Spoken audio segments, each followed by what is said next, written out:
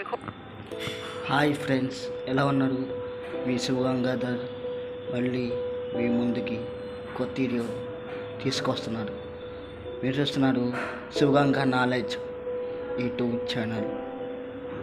మనం ఇప్పుడు current affairs నేర్చుకున్నాం.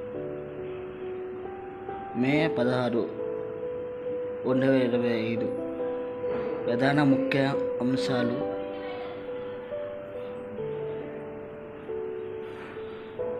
ఫస్ట్ వన్, భారత ప్రభుత్వం అధికారికంగా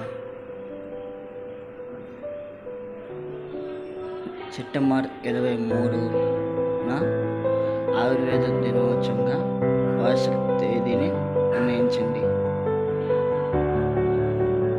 సెకండ్ క్వశ్చన్, పూణే దేశ అధ్యక్షుడు